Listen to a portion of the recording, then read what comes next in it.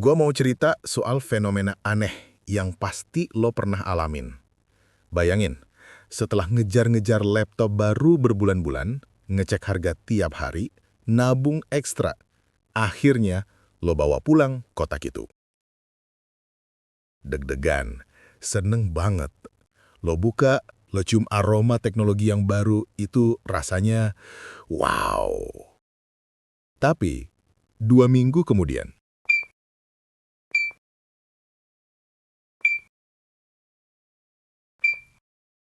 laptopnya ya cuma jadi alat buat ngetik dan nonton Netflix. Rasanya ya biasa aja. Malah lo mulai kepo sama mouse gaming yang lebih keren atau monitor ultra wide. Apa yang terjadi? Kok bisa sesuatu yang kita idam-idamkan banget cuma bertahan senangnya sebentar doang?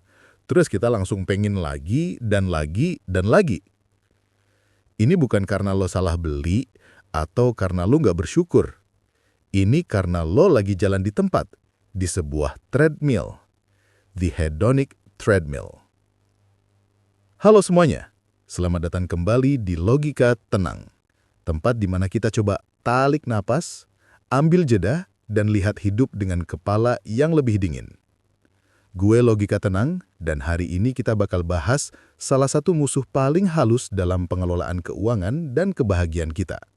Hedonic treadmill, atau istilah kerennya treadmill hedonistik. Tapi tenang, kita nggak akan bahas dengan teori yang bikin pusing. Kita akan lihat ini dari kacamata teman kita yang sudah berumur 2000 tahun lebih, para stoik. Premisnya sederhana. Kenapa kita yang hidupnya sudah jauh lebih nyaman daripada raja-raja zaman dulu, sering banget ngerasa kurang? Kenapa gaji naik, tapi pengeluaran ikut ngejar? Kenapa kita terus-terusan ngejar sesuatu, tapi kayaknya garis finishnya selalu menjauh? Hari ini, kita akan bahasin cara untuk berhenti lari di treadmill itu dan memilih untuk berjalan kaki dengan tenang arah kita sendiri. Bagian 1. Apa sih hedonic treadmill itu? Jadi, bayangin lo lagi lari di treadmill. Lo lari, keringetan, capek, tapi posisi lo di tempat yang sama, nggak maju-maju. Hedonic treadmill itu persis kayak gitu, tapi dalam hal kebahagiaan dan kepuasan. Ini adalah kecenderungan psikologis kita di mana kita cepat banget beradaptasi sama hal-hal baik yang terjadi. Dapat kenaikan gaji, beli mobil baru, punya rumah. Awal-awal senang. Tapi beberapa saat kemudian, kita balik lagi ke level kebahagiaan dasar kita yang sama. Dan kita mulai cari hal baru lagi buat dikejar. Ini mekanisme otak kita yang primitif banget sebenarnya. Didesain untuk selalu mencari lebih, biar kita survive. Tapi masalahnya, di zaman sekarang yang semuanya berlimpah, mekanisme ini jadi bumerang. Dia bikin kita jadi mesin konsumsi yang gak pernah puas. Seorang filosof stoik, Seneca, pernah nulis sesuatu yang dalam banget nih. Dia bilang, "It is not the man who has too little, but the man who craves more that is poor." Bukan orang yang memiliki sedikit yang miskin, tapi orang yang selalu menginginkan lebih. Coba lo resapi itu. Kemiskinan bukan cuma soal angka di rekening, tapi lebih ke kondisi pikiran.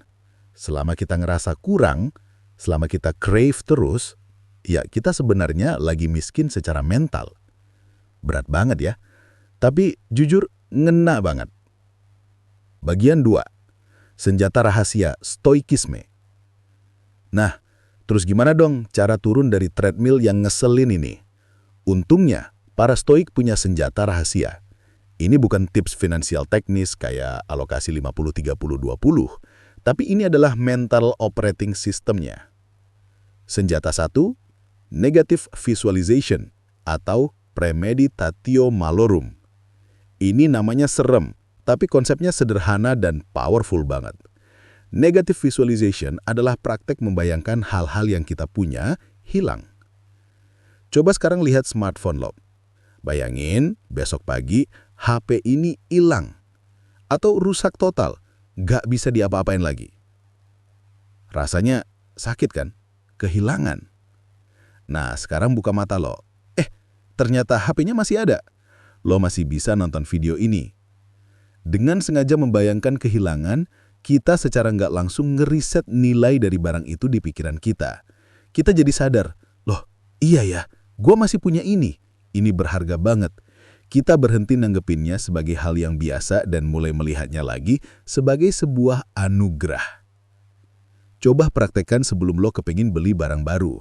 Daripada bayangin betapa coolnya barang baru itu, coba bayangin apa yang lo punya sekarang hilang. Lo akan lebih menghargai apa yang sudah lo punyai. Dan dorongan untuk beli yang baru seringnya jadi berkurang. Yang kedua, the art of bodo amat, dalam artian yang sehat. Bodo amat ala stoikisme itu bukan berarti masa bodoh yang malas atau apatis, tapi bodo amat yang selektif. Epictetus, filosof stoik lainnya, ngasih fondasi yang jelas banget. Dia bilang, some things are within our control and some things are not. Banyak banget stres dan keinginan konsumtif kita yang muncul karena kita mencoba mengontrol hal-hal yang di luar kendali kita. Gue kasih contoh. Lo beli baju bagus banget. Harapannya biar dipuji teman-teman lo. Itu ada di dalam kendali lo? Enggak. Yang bisa lo kontrol cuma beli bajunya dan pakainya. Reaksi orang lain? Itu di luar kendali lo. Nah, hedonic treadmill seringnya didorong sama keinginan buat dapetin validasi eksternal itu. Kalau kita bisa benar-benar nerapin bodo amat yang sehat terhadap pendapat orang lain, terhadap tren, terhadap gengsi, salah satu bahan bakar utama treadmillnya langsung habis. Lo jadi beli sesuatu karena lo memang butuh atau suka, bukan karena lo butuh pengakuan. Yang ketiga, gratitude yang dalam. Memento mori, memento vivere. Kita sering dengar harus bersyukur, tapi stoikisme ngajarin caranya yang lebih dalam. Bukan cuma syukurilah, tapi latihan syukur yang aktif. Setiap lo ngerasa kurang, coba lu bikin list mental. Apa yang lu masih punya? Mata yang masih bisa lihat? Keluarga yang masih sehat? Tempat tidur yang nyaman? Internet yang lancar buat nonton video gue? Ini nggak hal klise. Ini adalah latihan memfokuskan kembali perhatian kita dari apa yang nggak kita punya ke apa yang kita punya. Marcus Aurelius, kaisar Romawi yang mungkin orang paling berkuasa di zamannya, nulis di buku hariannya untuk mengingatkan diri sendiri, when you arise in the morning, think of what a precious privilege it is to be alive, to breathe, to think, to enjoy, to love. Bayangin, orang sekelas dia aja harus ingetin diri sendiri untuk bersyukur hal-hal sederhana. Kita yang mana? Bagian 3, stoikisme dan dompet lo. Oke, teori dan latihan mentalnya udah. Sekarang, gimana cara ngejembataninnya sama kondisi finansial lo sehari-hari? Yang pertama, the 24-hour rule. Lo lagi kepingin banget beli sesuatu, terutama online. Tekan add to cart, tapi jangan check out. Tunggu 24 jam. Dalam waktu tunggu itu, coba praktekin negative visualization.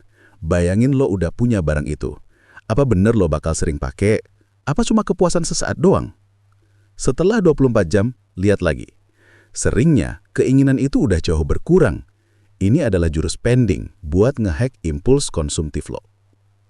Yang kedua, pisahkan need versus want dengan pertanyaan stoik. Nanya ke diri sendiri, apa barang ini benar-benar gue butuhin untuk hidup gue yang esensial atau cuma buat memuaskan keinginan? Dan, apa gue akan baik-baik aja tanpa barang ini? Pertanyaan-pertanyaan ini maksa lo untuk berpikir jernih, bukan cuma ikut emosi dan dorongan dopamin. Yang ketiga, alokasikan stoik joy budget. Ini penting, stoikisme bukan anti belanja atau anti kenikmatan, tapi pro kebijaksanaan. Tentukan budget kecil, khusus buat guilty pleasure atau hal-hal yang lo emang pengen. Dengan begini, lo tak ngakeng diri secara ekstrem, tapi belanjanya jadi terkontrol dan sadar. Lo tetap bisa menikmati tapi di dalam koridor yang udah lo tentuin sendiri, bukan dikendalikan oleh iklan atau rasa FOMO. Jadi, gimana? Hedonic treadmill itu sebenarnya adalah pertarungan di dalam kepala kita, antara logika sama emosi instan, antara kepuasan jangka pendek sama ketenangan jangka panjang. Turun dari treadmill itu bukan berarti lo nggak berhenti berkembang atau punya goals. Sama sekali bukan. Justru, dengan turun, lo baru bisa lihat dengan jelas. Mau lari kemana sebenarnya? Apa tujuan finansial yang benar-benar berarti buat lo? Bukan yang dikasih tahu oleh masyarakat atau iklan. Ini jalan seumur hidup. Gue sendiri juga masih terus latihan. Kadang jatuh, kadang ketipu lagi sama dopamin. Tapi yang penting kita sadar dan punya peralatan untuk melawannya. Seperti kata Marcus Aurelius lagi nih. The happiness of your life depends upon the quality of your thoughts. Kebahagiaan hidup lo tergantung dari kualitas pikiran lo, bukan dari kualitas barang-barang lo. Sekian untuk episode Logika Tenang kali ini. Gua harap obrolan kita ini bikin lo mikir, dan yang paling penting, bikin lo sedikit lebih tenang. Kalau lo dapat value dari video ini, jangan lupa bagi-bagi ketenangan dengan like, subscribe, dan share ke teman-teman lo yang mungkin lagi kecanduan naik treadmill ini. Dan di kolom komentar, coba cerita. Apa barang terakhir yang lo beli yang setelah beberapa waktu ternyata cuma jadi biasa aja? Gua penasaran banget baca cerita-cerita lo. Sampai jumpa di episode berikutnya. Stay calm and think logically.